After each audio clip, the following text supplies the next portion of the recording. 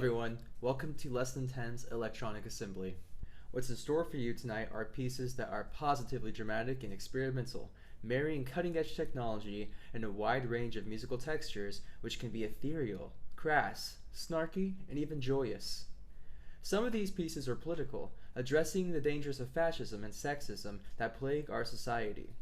Before we start, we'd like to thank the Butler School of Music and the Rainwater Grant for funding and supporting this endeavor, helping us pay the fabulous guest artists that are featured in this show. Though this video has been pre-recorded, the Lesson 10 ensemble, including myself, will be watching with you, so feel free to say hi and ask questions in the chat. Our first piece is All Forgetting is Retrieval by Thorpe Buchanan, and before we play that piece, we have Thorpe Buchanan himself talking about the piece. Please take a listen and enjoy the work.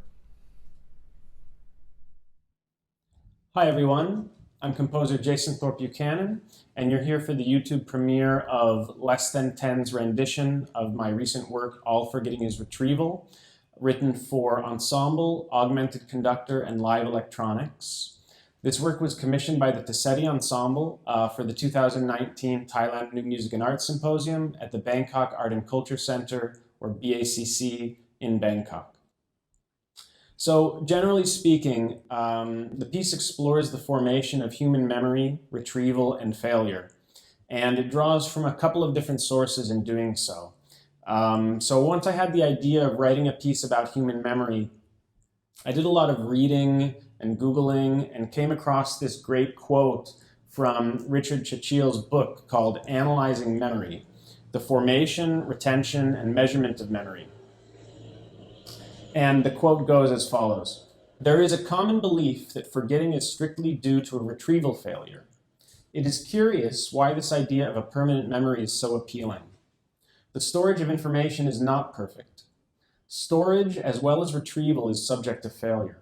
Thus, the hypothesis that all forgetting is retrieval is incorrect. For information in this state of permanent or long-term memory, all subsequent forgetting is assumed to be caused by a retrieval failure.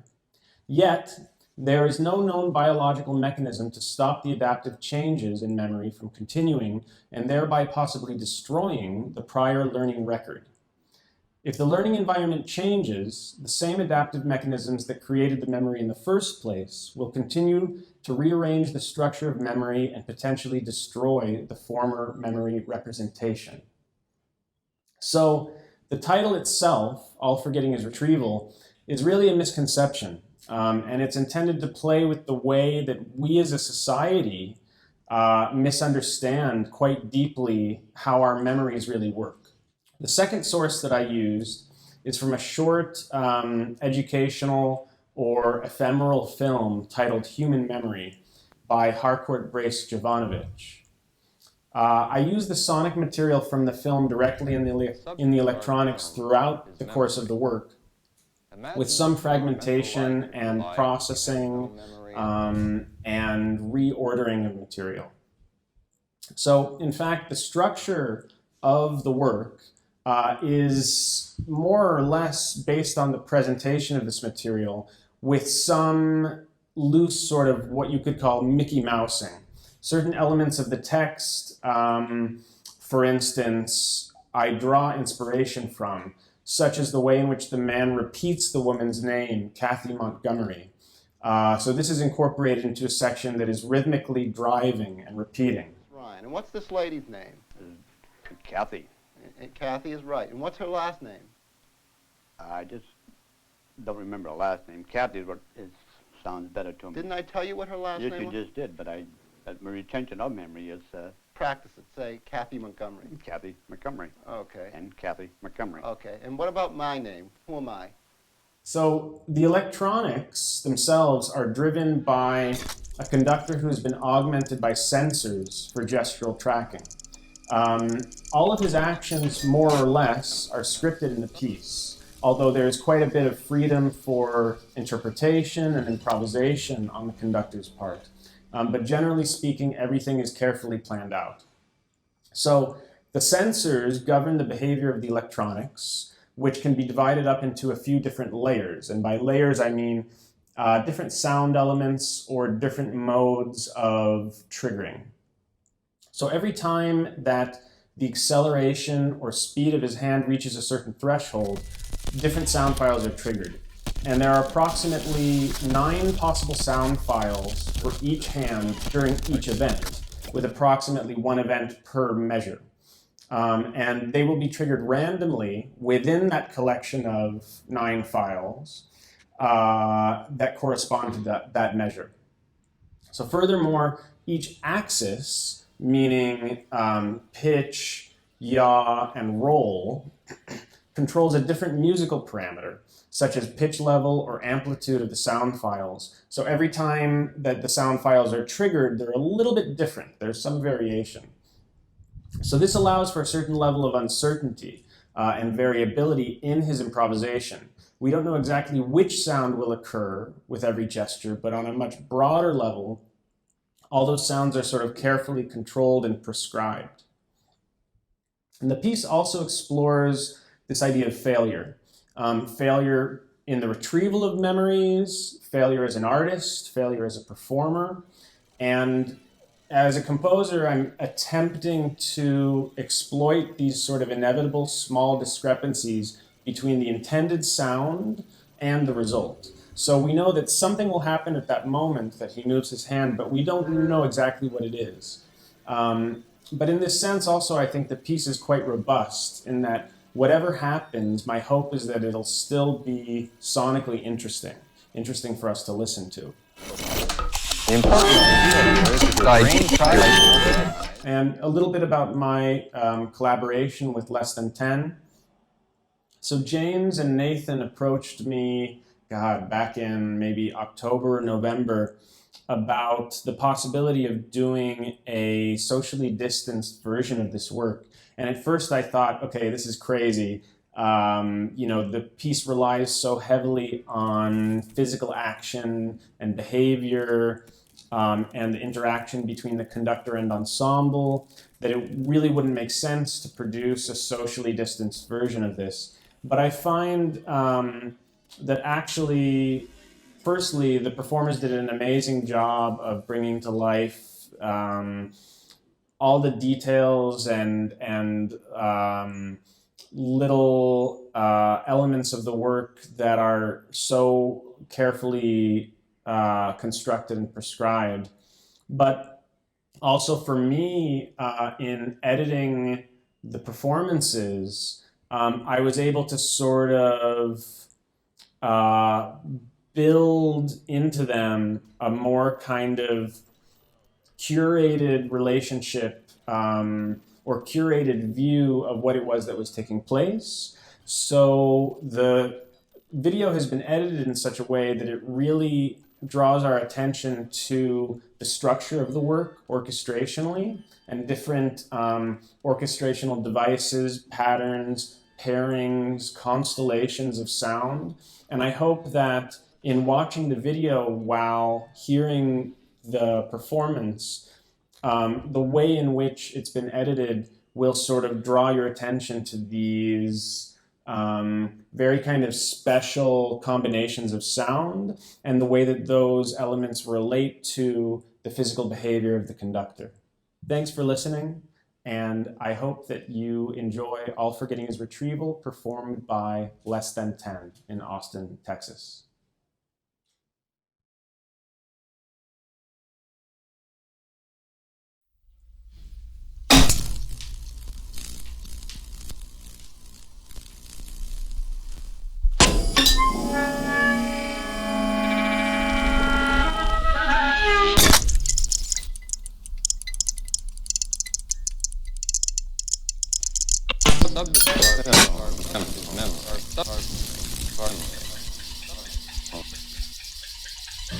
Imagine what your mental life would be like if you had no mental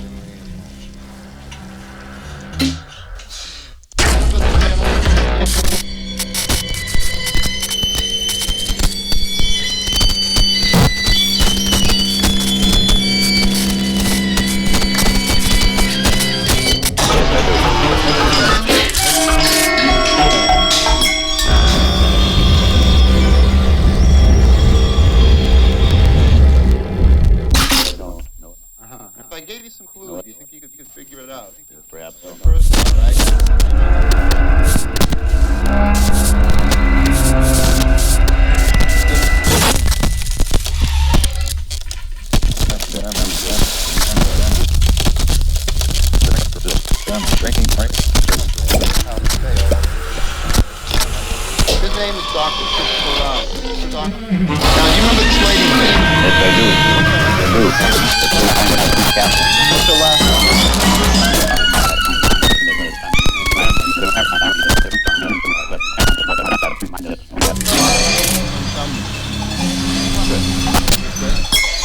How about what's this lady's name?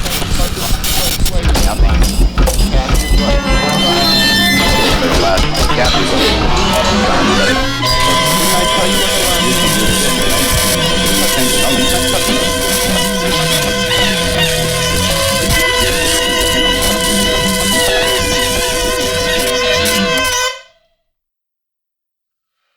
Understanding memory, the first important distinction is between short-term or immediate memory and long-term or permanent. Say Kathy Montgomery. Okay. And Kathy Montgomery. Okay. Kathy Montgomery. Okay. Montgomery. Oh, okay. Kathy Montgomery. Okay. And Kathy Montgomery. Kathy Montgomery. Okay. And Kathy Montgomery. Montgomery. Okay. And Kathy Montgomery. And what about my name? Who am I?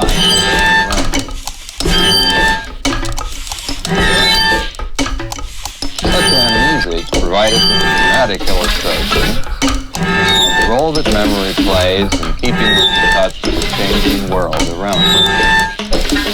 When we receive new information in the environment, we say that information is for short-term memory.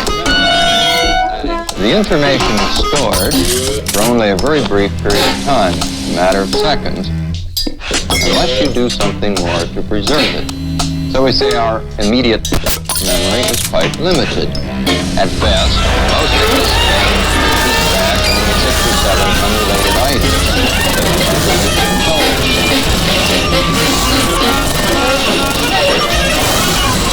We can quickly overload short-term memory. When a new item is sent to us,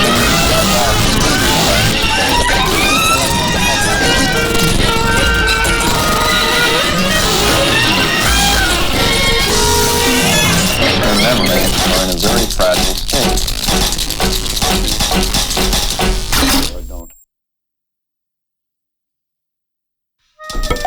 Information in our long-term permanent memory is already well known and not so easily forgotten. It forms the basis of our knowledge. In fact, we use this prior knowledge to learn ever more new material. When we say something is difficult to learn, what do we mean? Well, part of the answer is shown in this demonstration of an easy memory task.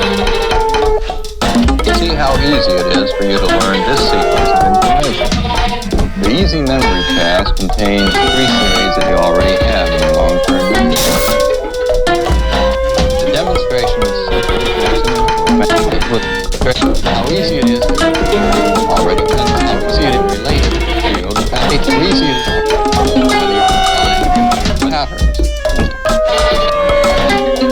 Just as you have been trained to read this much would have been just most experience just player makes me recognize in the patterns or a musician to analyze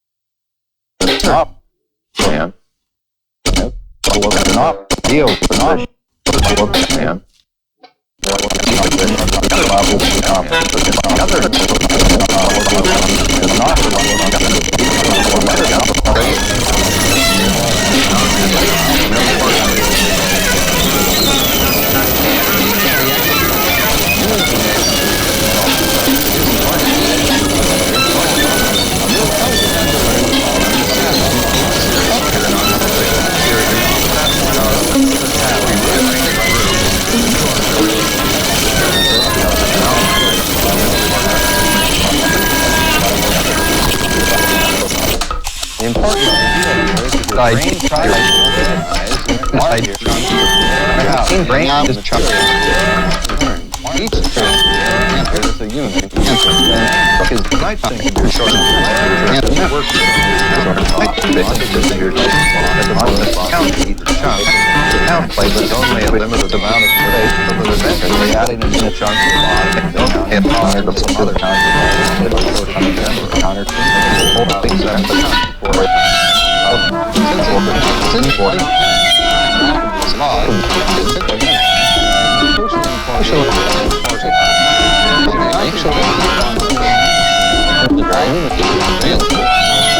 People are not aware of it. People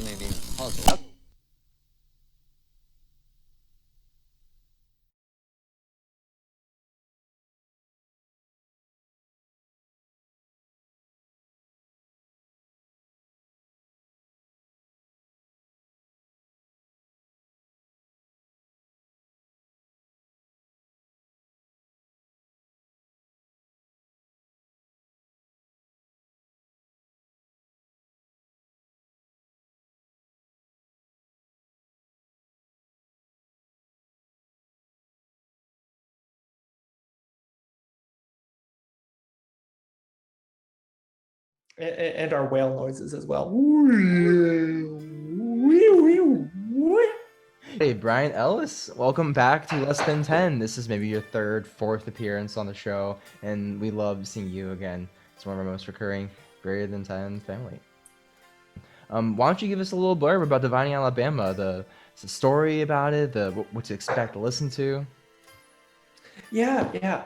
So I wrote the piece in May of 2019 when the current state that was in the news for trying to ban abortion was Alabama. If you've been listening recently, it's currently Arkansas, right? And a lot of the things that kind of struck me about a lot of the different stories that I heard, and in conversations with different people about it, was this undercurrent that was perhaps not necessarily an undercurrent, but it felt, the reading of it kind of felt like an attack on women more than an attack on like any specific policy. And the thing that struck me when I was doing some research about the topic was how when a state bans abortion, it really mothers start dying at a significantly higher rate because of people trying to seek abortions who would otherwise be getting them in a relatively safe environment now have to go to more extreme measures. And there's actually a very good case study of this, of what happens when a progressive liberal state also falls under communist rule, but in doing so enacts a total ban on abortion. So there's actually a very good case study for what happens when a progressive liberal state enacts a total ban on abortion, because Romania did exactly that in 1966.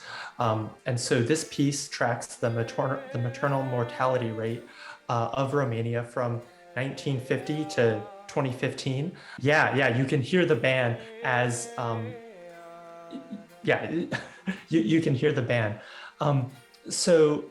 This piece makes use of a technique called sonification, which is the process of taking data and turning it into sound, right? And something you can hear. The classic data sonification piece today is we took the last 200 years of global warming data and made the average global temperature each year be the baseline of this piano piece. And now as you listen to the piano piece, you can hear temperature rising, and and then the thing is, by the end of it, they're only playing the top note on the piano or something, right? So these pieces can sound a little sterile or scientific just because it is literally a scientific process of sonifying the data, which is where I think I really love Jillian's performance of it, because she takes what is a very simple score where it's E flat in the year representing 1968, right, and really turns it into this very expressive thing that is very moving and very powerful. So I really love her performance of it. Yes, and we can't wait for it. Jill Johnson's a great violinist, great teacher, educator, and all the shows in this performance. Everyone, enjoy Dividing Alabama by Brian Ellis, performed by Jillian Johnson.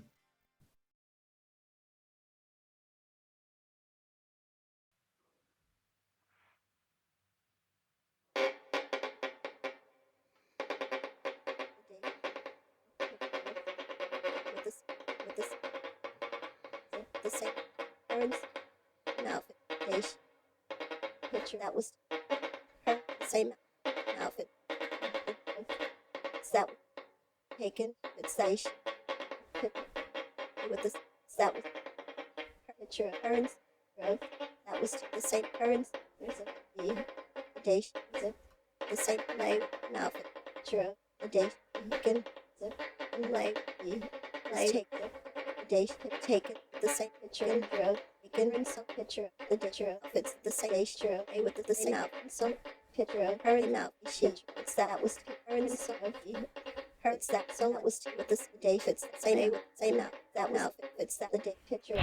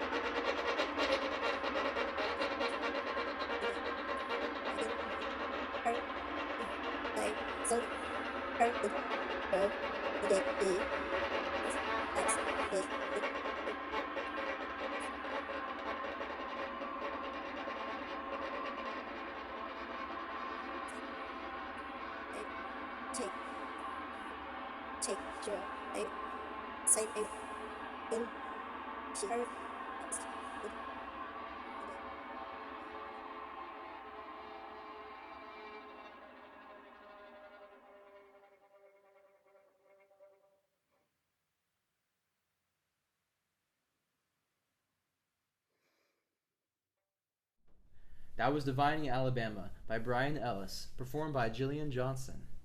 A little bit about Jillian Johnson. She is a graduate of the Interlochen Arts Academy and received her Bachelor of Music at UT Austin, studying with Brian Lewis and the Mural Quartet under full scholarship. At UT, she played with the Symphony Orchestra, the Clutch New Music Collective, Austin New Music Co-op, and Density 512, so she was very plugged into the scene. She's enjoyed other fantastic performances, such as with Eighth Blackbird, Condoleezza Rice, and Chloe Trevor. She recently engaged in solo performances with the Las Vegas Young Artists Academy Orchestra and the Nevada School of the Arts Chamber Orchestra, so not only is she a great soloist, but she's a good teacher as well. Up next is Gabriela Ortiz's El Trompo, performed by Jordan Walsh on the vibraphone and accompanied by electronics. Gabriela Ortiz is one of the most foremost composers in Mexico today and one of the most vibrant musicians emerging on the international scene of composition as a whole. Her musical language achieves an extraordinary and expressive synthesis of tradition and the avant-garde by combining high art, folk music, and jazz and novel, frequently refined and always in personal ways. Her compositions are credited for being both entertaining and immediate, as well as profound and sophisticated. She achieves a well balance between highly organized structure and improvisatory spontaneity, which you shall see in El Trompo. Enjoy.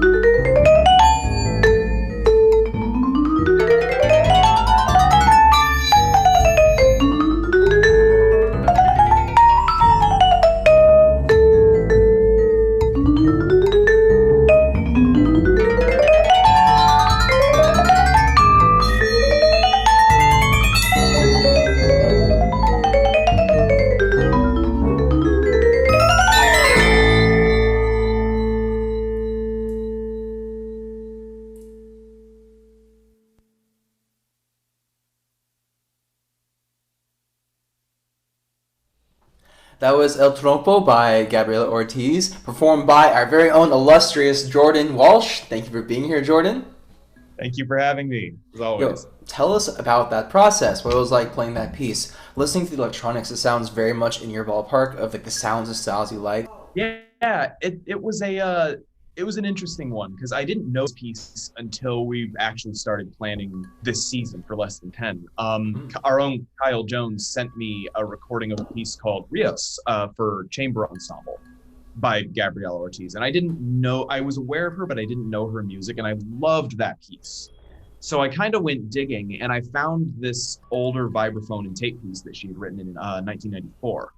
And there was only one recording, and I just really, really enjoyed it. And it's indicative of like an older style of electronic new music that doesn't necessarily get written so much anymore. So I got in contact, picked it up, and here we are. As far as the piece itself is concerned, El Trompo translates to the top, like the spinning top.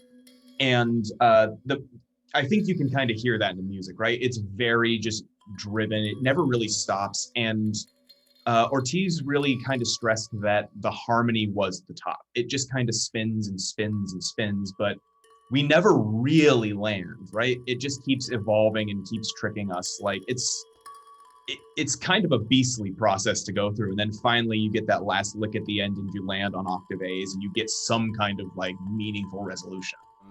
Where else are you going to take this piece? That's a very good question. As all of our plans are still kind of in a little bit of limbo for when we do eventually go back to live performance. But I really wanted to work the piece into my solo set, partially because, like I said, it is that these sort of sounds don't really find their way into a lot of electronic music. Like the genre has shifted, specifically for like contemporary classical electronic music. So the fact that like this piece exists and it's, in my opinion, kind of underplayed, that was really exciting to me, to get to kind of like bring something maybe a little bit more to people who might not have heard it. Currently, I'm working on a live set of all electronic solo percussion music, a lot of commissions, some of which we've heard on the show last season. But I didn't want it to be all brand new pieces. I wanted it to be mostly new pieces and all living composers, certainly. But I think there's something to be said for like looking at where this has come from as opposed to where it is and where it's going. So to have something like El Trompo on the program that is very much like accomplishing a different goal than a lot of the more like processing focused music that I'm kind of working on right now, I think it balances things, and I think it's rewarding and challenging in a different way. You get a timeline, you get a capsule of all that. Yeah, and a lot of the tropes that like, again, we just hear, we're like, yep, that's the beat group music. That's kind of just what that is. But you hear something like this, and then something from like the mid 2000s, and you do see this trajectory forming. The things that kind of don't get done so much anymore, and the things that took their place. I guess, like, to be a little more specific about it, a lot of these sounds that Ortiz used are derived from the vibraphone, and they're derived from drums. And they're certainly processed incredibly effectively and extensively, but they they are very clearly instrumental in nature, which is not so much something that you see anymore. One of the tenets of performing with electronics is if you can make a human do it, make a human do it. So it's a very, I don't know, dated is the wrong word, but vintage maybe? It feels very vintage to me, like a product of like a different time that has come back around and like is cool in a different way now. It's classic rock. It's classic rock, yeah. Mhm. It's like that big guitar sound and like the over reverbs. This is Stairway to Heaven, and B minus. Your piece is Mr. Brightside. Yes. Can I put that in my paper? Yes. Yeah, go for it. Yeah. Well, everyone, that was Jordan Walsh playing El Trompo by Gabriela Ortiz.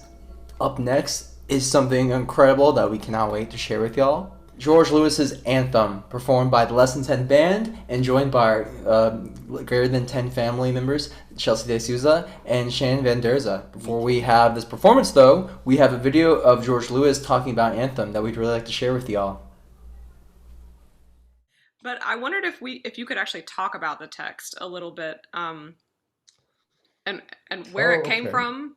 Oh, I forget which one that is. It might be, Diacope. A horse, my kingdom for a horse. Or another example of Diacope would be, free at last, thank God Almighty, we're free at last. So these things, I made my own versions of them and used them to create the text quasi-algorithmically. But it comes from this.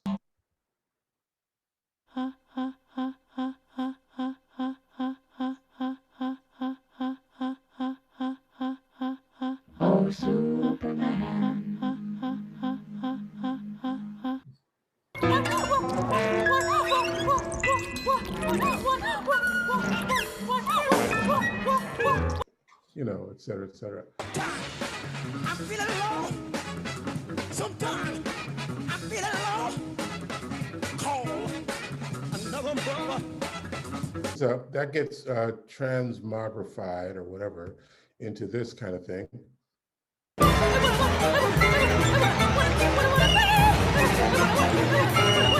And that's basically actually the same tempo as the James Brown thing.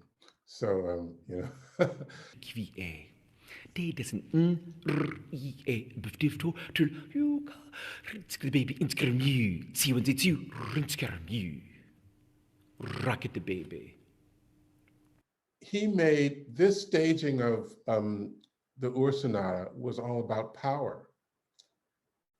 It was about power and really kind of fascism, you know. It looked like a huge sort of giant fascist thing where this guy was getting up there and he was larger than life, and it looked like 1984, and it didn't matter what he was saying. In fact, he could just be talking complete nonsense and gibberish, you know.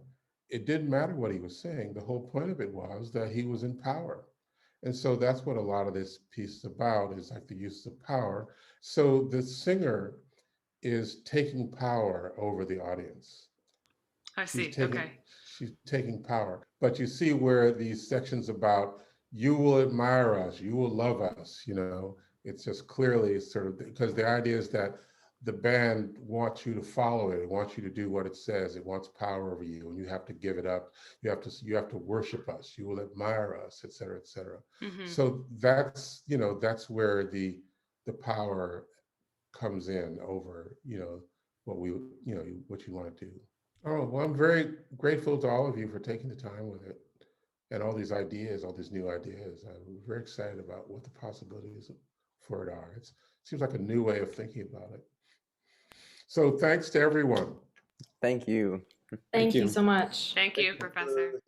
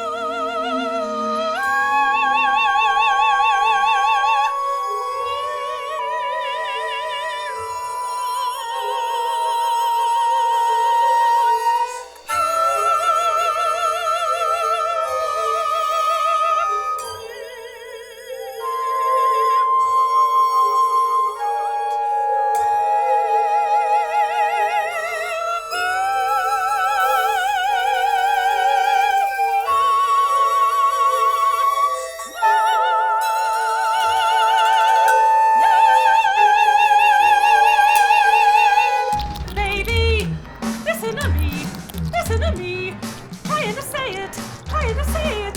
Listen to me trying to say it, trying to say it. Want power, baby. Want power now, right now. Want power now.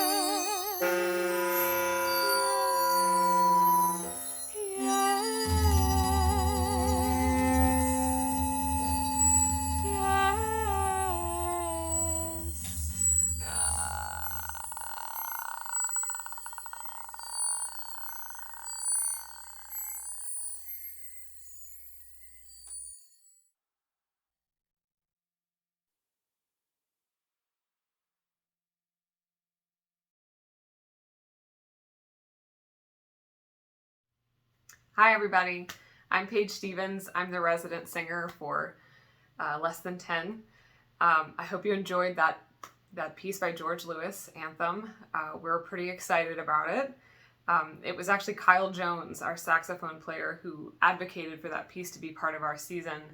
And when we all looked at the score, we were pretty sure we were going to be working on it all year, but it paid off, and we're so glad that it was like the centerpiece of this electronic assembly show.